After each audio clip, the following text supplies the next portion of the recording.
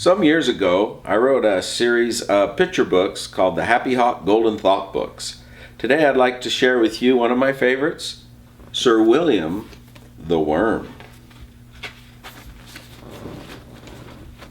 Deep in the underneath, below the moon and the stars, below the cities and towns with their beep beep cars, below cats chasing mice and dogs scratching fleas, below the chirp of the birds and the buzz of the bees, below bugs and spiders that make people squirm, lies the mystical, magical world of the worms.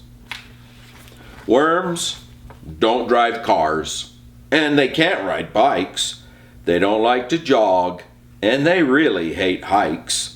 They travel through tunnels, through in and out holes. They avoid the gophers. They make way for the moles. Wiggle worms are young. They're just starting out. They giggle and wiggle and squirm all about. Angleworms are thinkers. They plan and devise. When it comes to worm matters, they are always wise. Night crawlers are the most noble worms of all. They stand for truth and right wherever they crawl. In order for a worm to become a knight, he must first prove he is brave, honest, and right. William was a wiggler with a very big dream. He wanted to be part of the Nightcrawler team. He had to prove he wasn't afraid of bird or man, so William thought up a very dangerous plan.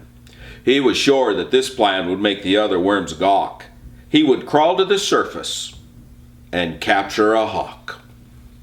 When William popped his head out of the ground, he squinted his eyes and began looking around. Suddenly, without warning, and to William's surprise, the happy hawk landed right before his eyes. His heart began to pound. His head grew light. Here was his chance to prove he could be a knight.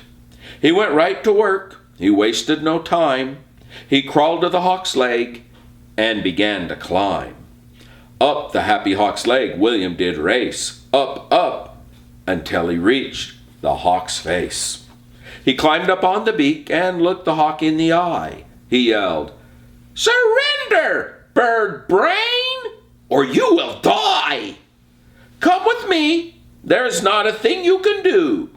I'm William the Worm, and I've captured you." Said the hawk.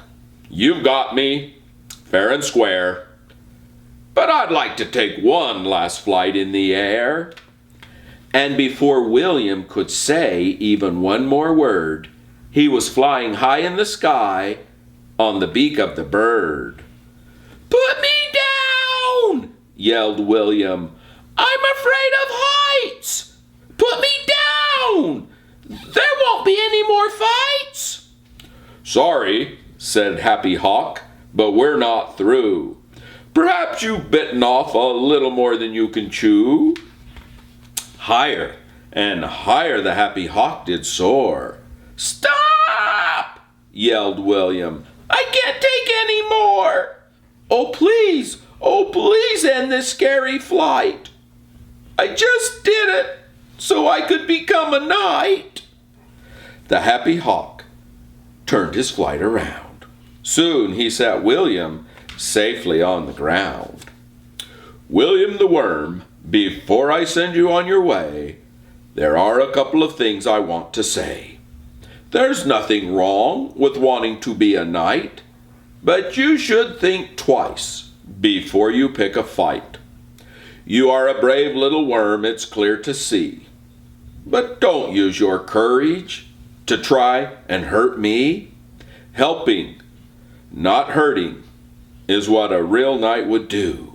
He gave William a feather, and off he flew. William learned something from the happy hawk that day.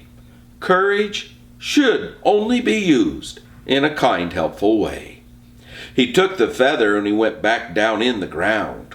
When he got home, he heard a loud cheering sound. The worms saw the feather, and they thought of a fight. "Hooray!" they yelled. "William can become a knight!" "I'm sorry," said William. "I can't be a knight. The way I used my courage just wasn't right. Someday I'll use my courage to do something good. I'll help someone in need, like a real knight would." The king of all the worms then raised his voice. "I've seen what you've done, and I've made my choice. You could have fooled us, but told the truth instead. You have the right kind of courage," the king worm said. "For your courage and honesty, it is only right that I dub you Sir William, the Royal Knight."